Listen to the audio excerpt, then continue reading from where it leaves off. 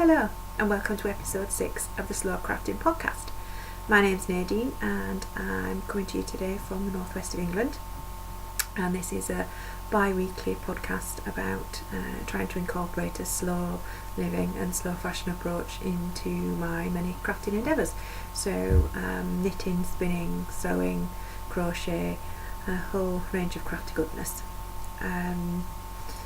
I can be found on Ravelry as Crafty Nadine, on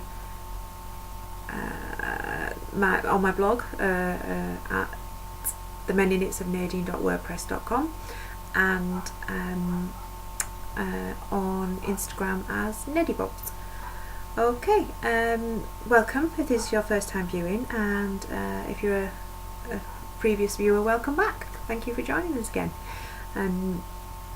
Today I'm hoping to run slightly shorter than normal because I don't know if you can tell by the lighting, but I'm recording this in the evening, and it's beginning of Easter holidays for the children, so daytime recording's out of the window, and I've already fallen asleep once reading bedtime stories to them tonight, so I might not be quite with it. And because of the holidays, that's also why I'm recording a day late. So I apologise if you were expecting this video to come up on Tuesday morning and it hasn't. You know, I like to think there's some of you out there desperately waiting for the latest instalment, but might just be wishful thinking on my part. Okay, what I'm wearing today is my modified version of the Hilary Smith Callis satin cardigan from, I think, Knit Scene Spring Summer 2013. If you watched before, you'll have seen me knitting it and seen me finish it.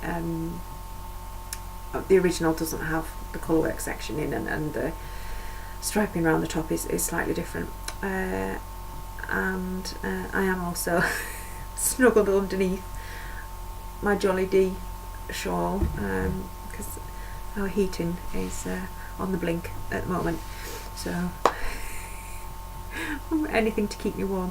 Normally I would be snuggled under my duvet already in bed, but I thought recording the podcast from actually being in bed might be a little bit too much, especially with my dressing gown on.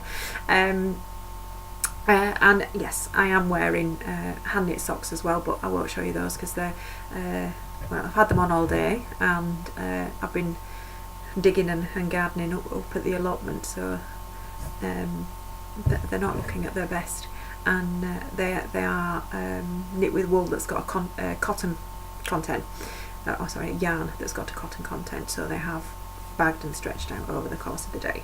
Right, diving straight into finished objects, I have 2 for you this week, which is quite exciting. The first one is a sewing finished object, and it's for this Dottie Angel Simplicity pattern. It's 8101, and I made version B, which is the Tunic length version. Here is the finished item. One dinosaur print tunic. My daughter loves this. In fact, both my daughters love it, and they've both tried it on. I would say I've made the size 5. My daughter is just turned 4, but she's very tall for her age, so I generally, if I'm buying her clothes, I go for an age 5 to 6 nowadays, and they seem to fit her alright, but she could get away with wearing this tunic as a dress, a summer dress, going on the length. Sorry, I was just looking at the pattern to see how long the tunic was on the model there, but that is very much, view B on there is very much tunic length, whereas this is, she could get away with it being a dress, like I say. In terms of the pattern, I would say the pattern itself, the overall shape and piecing together is incredibly easy. I did, however, have a moment of shouting and grunting and not being particularly happy when it came to attaching the elastic It's got, I don't know if you can see the ruching here, it's got an elastic across the middle to just cinch it in a bit, just to give it a bit of shape. But the instructions for that particular section weren't very clear. I ended up with a bit of fabric that I didn't really know where it needed to go, because it only mentioned the elastic in and not the extra bit of fabric that somehow corresponded to the elastic. So as per usual with me, I didn't quite understand it, so I went, right, well, I'm just going to ignore it and do it how I want to do it. And it worked, so that's always a bonus. I did actually as well, the majority of the sewing I did on the machine in terms of piecing it together, but when it got to the elastic and just getting so worked up over it not fitting properly, I went, right, I don't need to finish it like within a day. I can take my time with it and just slow down so I can actually enjoy the process more, because the idea of attaching the elastic with the sewing machine was just, when I got confused with how it was pieced together at that point anyway, I just thought, no, I'm not trying to then be stretching elastic and sewing it under the machine and coping with pins and everything else. So I decided to sew it in by hand, and I think hand sewing for me is my happy place when it comes to sewing. I can take my time when I do it, I can do it properly, and I can enjoy the process more. I don't know if it's because when I first started sewing clothes I didn't have a sewing machine, so this was back when I was a student, and which is quite depressingly nearly 20 years ago now, but just gloss over that.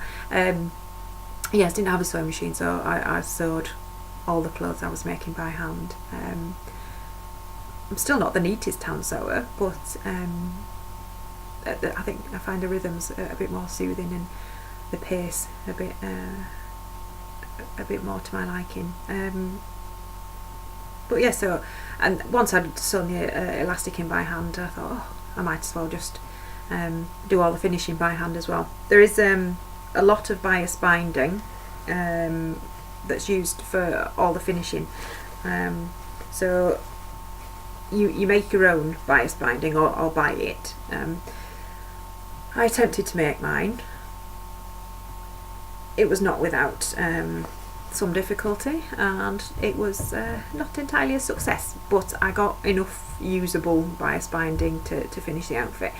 I used the continuous loop method for making the bias binding, and Helen from Stitch My Style does a really good tutorial on one of her recent vlogs on how to do it, and then I think the Colette website do a picture tutorial as well on how to go about doing it. I think it was partly the fabric I was using, and I hadn't cut it as evenly as I possibly should have done, and it was very lightweight, so it just didn't work. I got some patches that did, but out of the many yards that I'd ended up making, I think I got enough to finish the outfit, and then the rest of it was just not usable, basically. So anyway, yes, the finishing. So all the hem is finished with bias binding. The turn it the right way, that inside out. The neckline, the armhole, and the shoulder seams are finished with bias binding, so you have no raw edges whatsoever on the inside, which looks really neat, and I'm really this has made me really happy. So I could turn the apart from the elastic, which I'm assuming should actually have been covered, and that's where the piece of fabric that I have no idea where it actually belonged would probably have covered that up, but no, on the inside it looks really neat. And yeah, my handmade or handmade sewing and garments don't tend to look that neat on the inside, so I was really pleased with that. It was also my first time doing French seams on the inside. I probably should have pressed these, but I didn't. I really don't like ironing at the best of times, so ironing that every so often during putting a garment together, it's not going to happen. I know that possibly means that my garments as a result aren't as neat and as tidy as other people's, but it's wearable, it's worked, and it's probably not going to get ironed that much in the course of its lifetime, so it needs to get used to it. But yes, I was really happy with this, and I think I'll be quite happy to make another one. I've got some fabric in mind for it, so she's already asking me if she can wear a tunic yet. Mummy, is it the day for wearing my tunic? And as we were put the allotment today, I had to say no, because whilst I'm not precious about a lot of the clothes, and they do tend to have outfits for mucking about in the mud and all sorts. Probably not with the tunic after I've just made it. I get at least one nice wear out of it first. So that was that. The second finished object you probably weren't expecting to see this week, because I mentioned in the last episode that I was planning on giving it to my mum on Mother's Day, which was last Sunday. Yes. No. The Sunday before. Yes. There is the story behind this. It was finished, ready to give my mum on Mother's Day, apart from the rather big flaw that the waistband of it had stretched out, because I'd overhandled the stretch fabric and it just stretched out. So basically I ended up with a tube.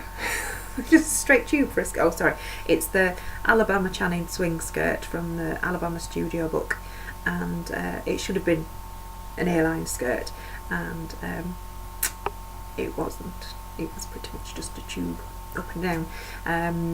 So I took it to my mum and said, "Look, I've made you something beautiful that doesn't fit."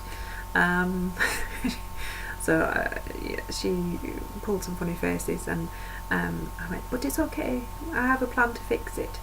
Now I could have unpicked the seams and taken the extra fabric out around the top, at the top of the seams, sort of taken the extra fabric out around the waist there.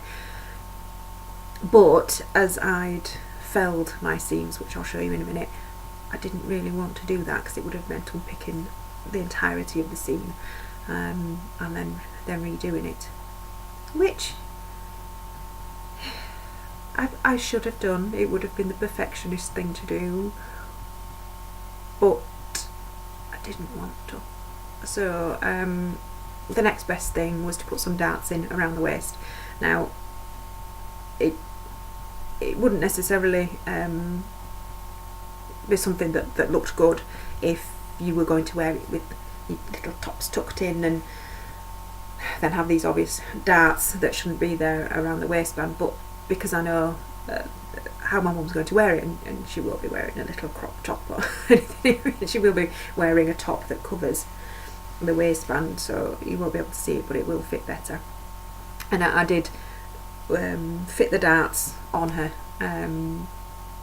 I got her to try the skirt on, in amongst running around after us all on Mother's Day, feeding us cake and Sunday dinner. I grabbed 5 minutes with her to put some pins in and sort it out. So hopefully it will now fit nicely. So enough waffling, and I'll show you the skirt. Okay, right, here it is. Now, I don't know if you see. Oh, I absolutely love herringbone stitch. It's by far my favourite. Never mind just stretch stitch, but any kind of stitch. And I think I could just sit there and do herringbone stitch forever. So yes, if anybody wants any hems putting up, or on trousers, on curtains, on skirts, anything, I'll happily sit there and do it. But yes, when I said about felled seams, that just means that, I don't know if you're going to be able to see, no, you probably can't, there's tiny little stitches running down here, so once you've seamed it, you fold your seam up, well, in my case fold, in other people's cases press your seam to one side, and then you do a running stitch all the way down, again just to make it a bit more secure. So I don't know if you see the pattern at the bottom, there's the circles, the reverse applique. The top fabric is, as I said last episode, from Abercan, and it's a stretch jersey, cotton jersey, and the duck egg blue fabric on the inside, because it's 2 layers, is from, again, a cotton jersey. It's from the Village haberdashery, as is the fold over elastic for the waist, and the button thread, I think in this case it was top stitching thread, that you use for sewing all your seams and everything else. That was from the Village haberdashery as well. So yes, now that's finished. Oh, I don't know if I'll show you where the darts are. So, oh, you can't really see it. Oh, it's there. That's where the dart is. So it's probably 2-3 inches long, and that shouldn't be there. There's another one. Oh, where is it? Can't remember. There. Oh, sorry about that. I need my cup of tea. But yeah, so they're not blindingly obvious. At least I don't think they are. I think it helps that it's quite a jazzy fabric. But hopefully that'll fit, and I can get that sent off to her, and she can swish about in it and be happy. Yes, I'm hoping she does like it, and hoping she does get to wear it. But I guess time will tell, and we'll see. Right, so that's my 2 finished objects, and the only other thing I want to show you today is my big work in progress at the minute, which I've nearly finished actually. It's the hand spun sweater that I was basically making up as I went along. I sort of loosely based it on the cast on for this, and the sort of shaping construction around the top. So the short row shaping and the increases, the rated increases for the yoke on here.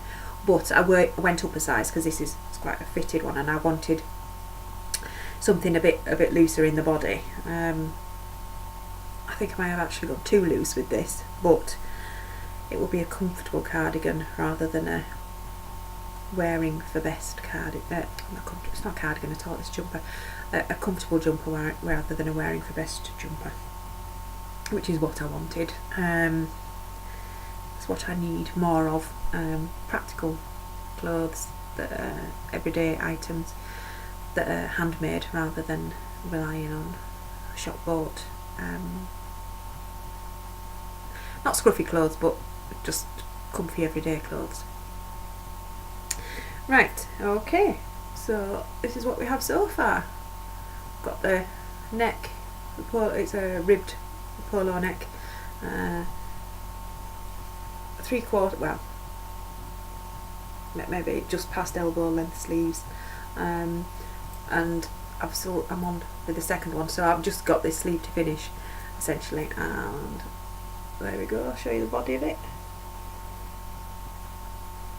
Now this comes down to hip length on me, which is what I wanted, because this cardigan comes sort of just under my tummy, and it's not particularly flattering, and if I don't wear the right trousers or skirt with it, then I get a little bit of tummy gap, which isn't brilliant. It's cold for a start and not flattering for another. But this, because of where it hits me on my hips, it possibly isn't as flattering as it could be, because it finishes at my widest point and it's got horizontal stripes on, so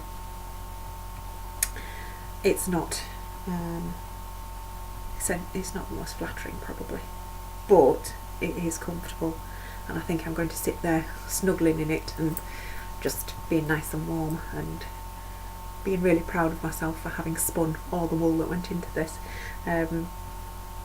It has actually taught me a lot about my spinning as well, because I used 5 different skeins of hand spun for this, that I spun at different points in my spinning experience.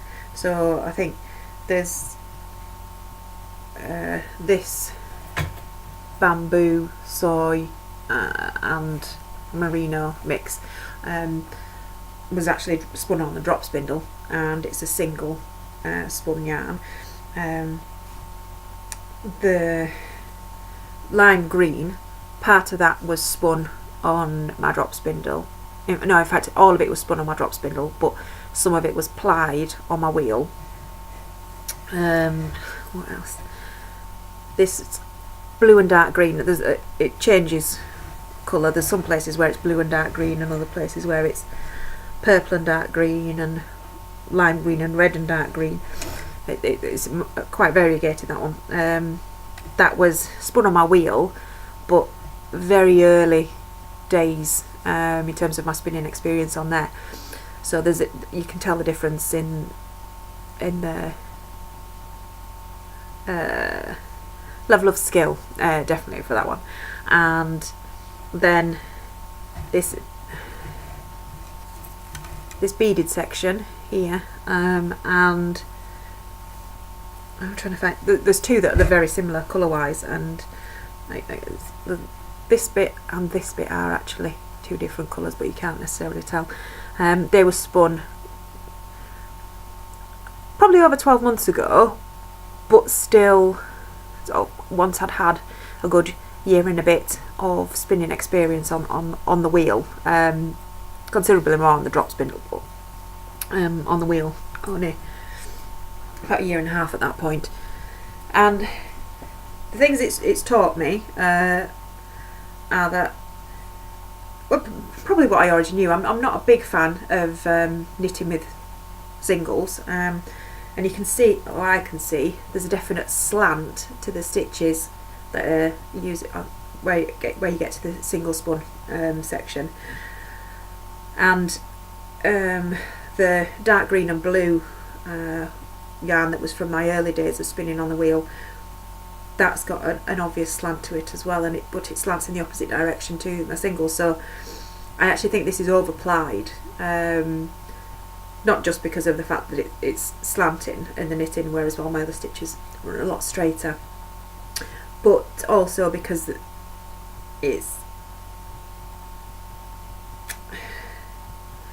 the way it looks, and because of the way it was to knit.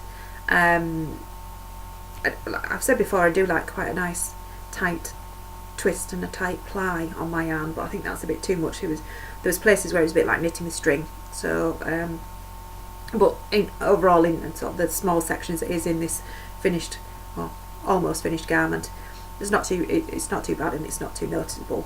But yes, so it did teach me, actually knitting with the hand spun that I'd made did teach me things about what I like and don't like when it comes to hand spun, and that should help me with my spinning practice in future. So that's always good to learn from your knitting and your spinning. But yes, there are still lots and lots of ends to weave in, and I'm trying not to look at all those. That's going to be an interesting exercise in patience, I think. Yes. Alternatively, I could just wear it with them all on the inside. Noted, no. Only me. But yes, I'm looking forward to being able to finish this and wear it. So yes, that's pretty much what I've been on with for the last couple of weeks. I have worked on bits and bobs. I've done a bit more on the crochet blanket, and I've been testing out some needles, new knitting needles, for a product review, but I'll speak more about that next time, probably once I've submitted it. So there's not really a massive amount of other things I can share with you at the moment. The jumper I'm knitting for, well, I'm joining in with the Use Your Handspun Cal that Schnuffletier Tracy from the Passionate Spinner podcast is running, to encourage people to knit more with their handspun.